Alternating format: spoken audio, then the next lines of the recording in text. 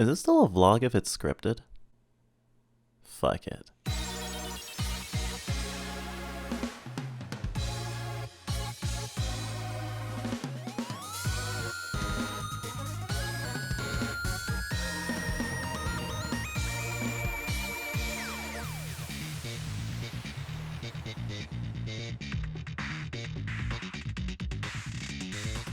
Fluff vlogs have evolved. This video isn't just meandering game footage now, but they'll still be hopefully a cozy video, but just a little bit more abstract now. I'm kind of a perfectionist but simultaneously very chaotic, so I tend to overanalyze more concrete videos. And if this isn't an essay, we are free from certain constraints. They usually result in videos taking forever to make. And hell, I'm feeling creative considering Drizzle has made a hell of a splash recently, and I feel the need to stretch my legs a bit, make my content more distinct from hers. Every byte might notice that we tend to only cover content we feel passionate about, and that's partially because of autism/ADHD related things, and then we lose interest in shit quite fast if it's not immediately engaging. And to a certain degree, we have to fight against this feeling a lot, because there is a lot of content creation that is heckin' boring. However, our loophole and our weird thinking that allows us to get through this is, well, making content creation a special interest. Special interest. Which is sometimes good, sometimes bad. But the good part is that we can focus on things that we used to ignore when we made content as a normie and prioritized clicks and consumption over all else. We didn't even seek a challenge. We were too scared. Now we pay a lot more attention to the platforms content is hosted on, because the more places people see you, the more they can engage with you. That's why we have a Discord server, a Patreon, a Twitter, and are considering going on Mastodon as well. If you want to be a successful content creator, you have to be on a number of discoverable platforms. Twitch is not a discoverable platform. A solid strategy to be on every single social media platform. Everybody thinks that's what you should do because, of course, that's objectively true. However, whether or not it's a good strategy doesn't matter if you're new to social media and it's overwhelming and the burden and the stress of being on all those platforms weighs you down and you end up posting nothing. Because that happens a lot. We always knew a bit about content creators having trouble, especially on YouTube with monetization, targeted harassment, and of course the DMCA. I was astounded at how creators had to find ways around copyright claims and such, especially when their videos would definitely fall within fair use.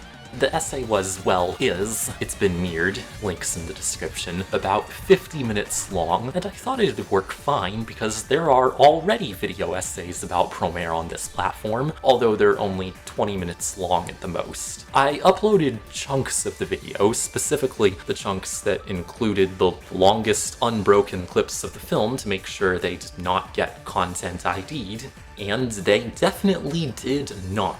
So I thought it was okay. When I uploaded the full video, however, about 10 hours or so after posting the unlisted link to my patrons, it was blocked worldwide by a mysterious entity known as Molebeat. I remember we were really impressed years ago when Jim Sterling figured out how to do something called a copyright deadlock, where copyright claims would cancel out and make sure none of the companies making claims on a video got any money from it, even though the video creator didn't do it either. We were very impressed by it. My workaround, at least for right now, works. It's a petty little trick at its core, but it's a trick that gives me no small amount of smug self-satisfaction. It's the copyright deadlock, and I stumbled upon it quite by accident with the Jimquisition episode Review Events and Boot Camps. This video was hit by not one, not two, not three, but 4 Content ID matches. 1 from Sony, 1 from Activision, and 2 from Konami. This is because Sony and Activision also had claims on the video, not monetized, and what are you gonna do? They can't all 3 of them own the video. So it is that the monetization attempt fails, and you get a nice side effect of highlighting how utterly absurd Content ID is that the 3 corporations can lay equal claim to a single person's original transformative work. Like, it's so cool how content creators can still somehow make a living even though the system that they operate in is like against them at every turn. Huh. I wonder how it feels to be a content creator. And just what we mentioned in the past with streaming and YouTubing, seeing the other side of the coin has been very staggering. I feel like I'm a point of view character in an anime with the lore of a Souls game. So much has already happened, there's so much precedent and so many things to worry about. Even the largest names could potentially lose their livelihood at any time, and there's a bunch of rules to how you should go about proceeding yourself. And even more rules depending on your platform and the nuances in your discipline and style of content. The circumstances since the last cataclysm have changed the state of the world so much so that the Brave Hunter, Chosen Undead, Kid that Fell Down will have quite a uniquely hard journey. And thinking like that makes it a little less stressful because the increased of DMCA strikes on Twitch and possibly losing your entire channel or your platform overnight can be very scary. Instant death. Framing things like anime and video games is a coping mechanism. Just like other facets of entertainment, it can still look highly preferable to the daily grind of wage slavery, and many a content creator would agree, and still, the many others that need to find alternate ways of subsisting because society is less than accessible, and maybe even seeks to suppress their very existence. They exist or subsist in ways that make them off-color, weird, unsavory, lazy, entitled. These words can describe many an entertainer, sex worker, artist, video game dev, manga artist, the list goes on. But you keep going, or you start and you go for as long as you can, even if it's only a little. And many of the jobs we just mentioned have a lot of issues with lack of legal protection, and it just becomes so staggering. Merch, Patreon, plugging yourself, being engaging. Holy shit, there's just so much to know and stuff you're supposed to do. When we started taking this stuff seriously, the other content besides Twitch streamers that we started following were stream educators. Typically streamers that also make YouTube videos that help people who want to be streamers. There are a lot of people who stream or aspire to do so there are definitely a lot of eyes on that type of content. Advice from some of these creators has been a real help for us, especially early on, but we've had to keep a cognitive dissonance when throwing ourselves into it all. Because compassion is important, and the market does not incentivize compassion, even as a small creator. Because on a basic level, you have to see yourself as a brand, a business. And to be honest, I don't really like the terminology. There are a lot of drives that we have as human beings, and your viewers have them as well. And if you can figure out how to use your content to further these drives and to help people get closer to the desires that they have for their lives, then your stream could potentially grow really, really quickly. The thing is, whenever I give you this information about drives, I don't want you to use this to manipulate people negatively. I want you to use this to help them make positive changes in their lives, and I want you to use it to make positive changes in your life as well. People can only watch one stream at a time. So in order for them to watch you, they have to not watch anyone else. You have to beat them. It is a competition. All business is a competition. So in the same way that a competitive gamer has to be better than other people to get on a pro team, you have to ask yourself, are you growing the skills needed to be a better streamer than that 99.999% of other streamers? Of course, it's because we don't like capitalism, and every step of the way we make towards being seen and being a better content creator, the more we feel that platforms are like landlords and like game publishers, and they use similar structures of coercion to hold you hostage. You need somewhere to live, you need somewhere to distribute your game, you need somewhere to post videos where someone can see it. A landlord leases your means of survival. A platform or publisher, or even game buying service, all kind of lease the means of distribution, the degree to which your project can be seen. And it lives and dies on the eyes. At least from the sight of the almighty algorithm. Oh wait, sorry, the eyes had control of me for a moment there. You can make videos, but if they aren't on YouTube, they'll be incredibly less discoverable. You can make indie games, but you need someone to upload them to. We're very aware of how many differences exist among these coercions, but what they have in common is that these structures dictate who holds the keys to a person's autonomy of where they live or how they work, just in different ways. But the best content creators seemingly thrive under these conditions, right? I mean, there are a lot of small creators still making stuff even under the weight of all the world's bullshit. Hideo Kojima was abused by Konami, but he's still making great games and has a job.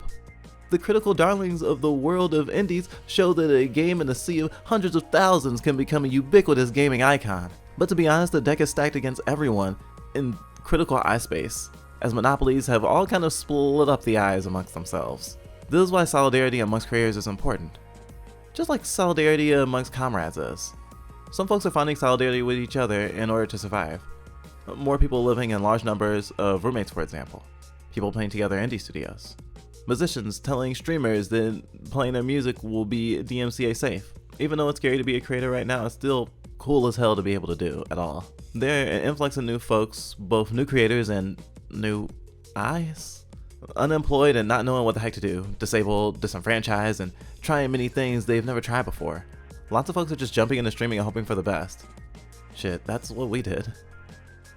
And we've been very optimistic in any videos talking about content creator stuff so far, because to discourage others is to discourage ourselves. If we don't think someone watching us that's never made anything or has so much anxiety and so little spoons that they can't even shower every day, let alone write and cut hour-long video essays, can make something amazing, then what hope do we have, you know? Even the talented can fade into obscurity after all. We love so many bands that only got one album, or games that haven't had activity about release from their creators for years. So yeah, fulfilling, very dangerous endeavor. And like art, is narcissistic to think what you make is worth seeing. But damn it, you always wanted to do this, right? Okay, enough with the preamble. Well, we're talking about DMCA, Twitch affiliate status, and like privacy and... So Twitch recently let streamers know the DMCA strikes will only continue, and their best protection could be just turning off their video game audio. Like if record companies who have the rights to music licensed by a game company, like say the radio stations in Grand Theft Auto, if it plays you can get DMCA striked. Streamers who stream in the in real life category can be DMCA'd from songs being played in the background by passerby. Twitch's DMCA matters are operated by bots, so like creators on YouTube, contesting penalties is rather nerve-wracking. And because of the vague terms and Twitch's unwillingness to offer any substantial support for creators, oftentimes even in regards to large creators, Project Melody was lately banned on Twitch, and for around a day she went completely silent, not saying a word, but it was clear that she was banned. Her channel was gone, her videos were all gone, and she was removed from the partnership program according to Twitch's own bot system. it's a minefield to be a Twitch streamer right now. Many streamers are deleting years of VOD to avoid strikes from past videos. But we recently found out that you can actually still get struck because Twitch stores VODs in a public server even after a VOD is deleted by a streamer. How is it that streamers are getting banned for clips they've deleted from the website?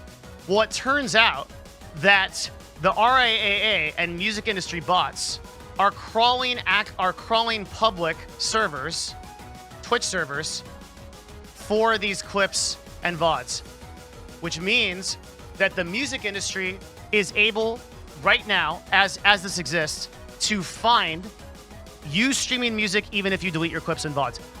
As it currently exists right now, even if you delete. So Twitch, like, are you with me on how fucked up this is? I hope I'm explaining it in a way that you can understand. But if you haven't yet understood like how fucked up this is, maybe I can tell you right now. So let's look at the timeline. Twitch sent an email out to us as partners and affiliates and said, you will be DMCA'd, we will not protect you. You covered that email a couple of videos ago. If you do not delete your clips and VODs within 3 days. So a huge number of people deleted clips and VODs and still got DMCA'd because of this system. Here, this website is an archive of deleted VODs. They use this system, the system that I'm talking about here, to pull deleted VODs from major streamers. And you can go look at deleted VODs from major streamers on this website. Streamers like this. And it works. You just go look at their deleted VODs. Here they are. Even though they're gone. So, the fact that Twitch hasn't fixed this is really nuts. Okay, but let's talk about briefly the mechanics of what's happening here, because I think that's important. There is an ID system internally within Twitch and within YouTube. Sorry, within Twitch and within VODs. So VOD meant YouTube. YouTube made me think of VODs. With VODs and clips, there's an ID system. If you use that ID system, which is publicly available, you can get a number, and plugging that number into the right place gives you the clip. So it's a privacy issue because streamers often delete VODs of sensitive information that was accidentally shown. Like say a VTuber's face, for example. But even without that extra tidbit of info, many streamers on Twitch are considering moving over to YouTube altogether. Like many fled from Mixer earlier this year onto Twitch, when that land faced Ragnarok. As Twitch may not die out, but it may become a place unhospitable for small streamers. A place only the high level can face consistent activity without super strategic use of the platform. I mean, it's already kind of like that, so I guess just even more so. And to put salt in the wound, recently Twitch rolled out a new program with MonsterCat, a service that provides music for streamers that Twitch ensures is DMCA safe. And when subscribed to Gold status, will provide anyone with the funds to do it to become a Twitch affiliate. Current affiliates, to put it lightly, have been rather pissed. And MonsterCat recently clarified that you still need to meet the criteria for becoming a Twitch affiliate, which is literally the opposite of what they originally said. Kind of reminds me of when Microsoft backpedaled on the Xbox One being always online when everyone was pissed about it. It's hard to tell right now specifically, but one thing is for sure, companies are not your friends, and trying to sell affiliate status to Twitch users is like when game companies sell day one DLC, cutting up a service and selling it back to you for things that in the past would have already been in the game. If you're a little lost, Twitch affiliates are contracted Twitch streamers. Like we mentioned in our last essay, it's a gig economy. It's sort of like being monetized on YouTube. You can get tips through the platform, and you can get paid in Twitch brand poker chips, every bit being worth 1 cent. And so it allows streamers more access to being paid for their labor. And to be honest, we've been thinking about it more, and the culture of Twitch streamers calling the money that they get from their audience donations instead of tips had started to make us feel weird. So we went all over our Twitch and changed every mention of the word donate to tip. Because labor is worth compensation. It shouldn't be phrased as a gift. Also, it's not legally a donation apparently, so that can bite you in the ass. Well, donations is a very specific word in legalese, and donations mean that you're running a 501c3 or a charity. You are not a charity as a Twitch streamer. The income you're making, you have to pay taxes on, including the income that people give you. It's unbelievable that I have to explain this, but I do. Okay? So the income that people give you is taxable income. They are tipping you for a service that you are providing. That service that you are providing is you running a Twitch stream. You're an entertainer. They're tipping you for that service. If you word everything that way and you explain it that way to PayPal, they will protect you as they protect any other vendor. So they will so when people are getting massive amounts of chargebacks and shit on their channel, they don't understand how to do this. They are essentially saying that they are a 501c3 and that they're a charity and that people are giving them donations, which is literally fraud. But they don't know any better. They're not doing this out of maliciousness, or at least most of them are not. Anyway, many celebrate becoming a Twitch affiliate. The general average to become one is 4 to 6 months, but it can take way longer, years even maybe. And just like video game companies leverage passion and love of video games to abuse game devs, so do platforms like Twitch use gamified analytics to make streamers forget it's a job. It's a dream job for sure, and curiously, we often heard creators, especially those stream educators, mentioning this feeling that at first, we were denying happened to us when we first started using Twitch. You're feeling like what are you doing wrong? Like, why do people not want to be around you? And it's this attack on your financial situation is reflective of your self-worth. And that's what a career on social media is you are essentially making a career out of how many people want to be around you. Because we wanted to think we got into this fully knowing the reality of things, given we were ooh-woo, totally educated leftist. But that feeling of being home in a way, a place filled with lots of weird people who know the stuff you do. The word echo chamber stirs in the back of your head, but come on, this person is streaming Metal Gear Solid Twin Snakes on her custom GameCube, on a refurbished CRT TV, and she's playing between drawing furry art comps and reading from Hideo Kojima's published diary. Don't you want to be cool like her? A friend once downtroddenly asked me, what would someone see in my content on Twitch? What would a normal person get out of someone like me? And I said, there are no normies on Twitch. Not that I'm using normie as a pejorative or anything. And in the wake of pandemics, fascism, and loneliness, it's nice to have friends that watch you game, not just followers that consume your content and subscribe to your constructed cult of personality. It's weird. We have catchphrases? That's what ends up as emotes. Ooh, a threat. I like threats. I was kind of bored with there being no threats. Yeah, another Twitch affiliate and higher exclusive perk. And it's also icky in a way. It's presented in such a pleasingly evocative way though. When you're sitting in a streamer's chat and everybody comes in with a raid and everyone's spamming emotes from the streamer who raided as they bounce around the screen, pumping up the hype into the atmosphere, often the radiance of the raided streamer who's excited or flustered, sometimes to the point of tears, can be such an amazing moment.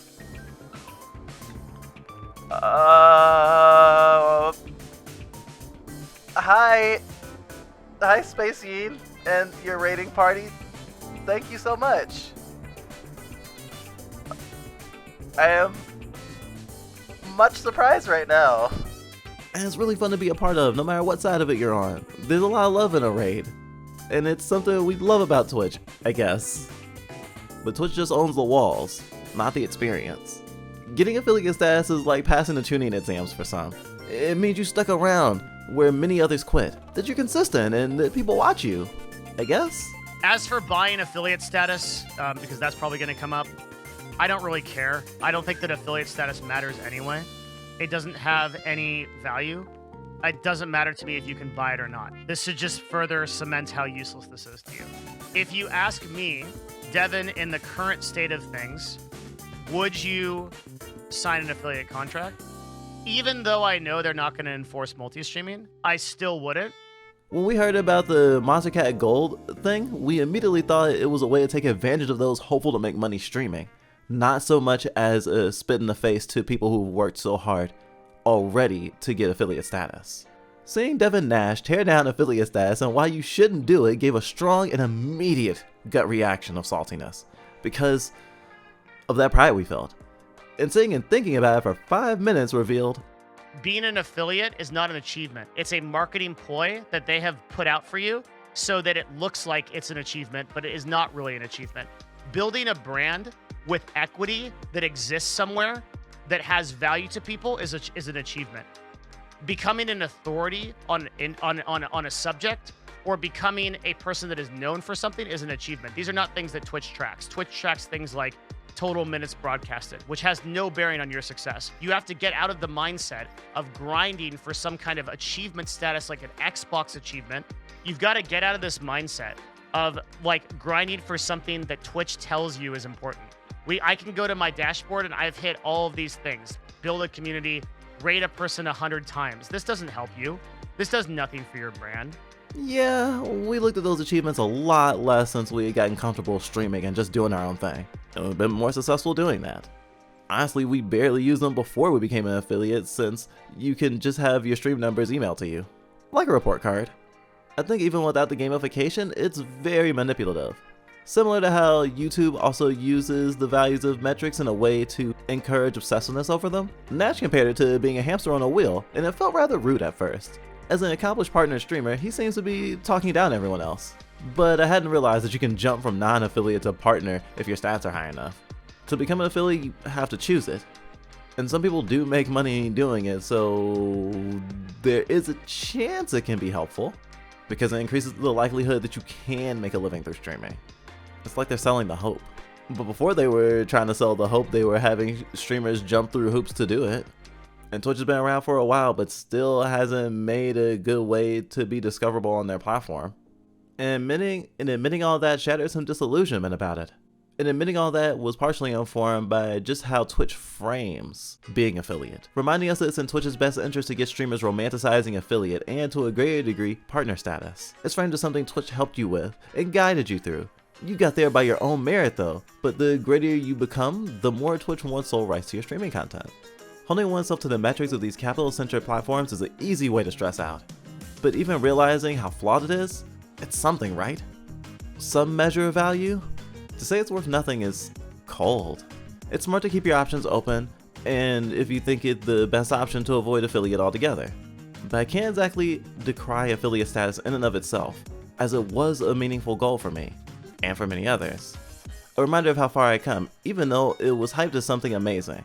But maybe it's having goals in the first place that was important, not having goals set by the platform.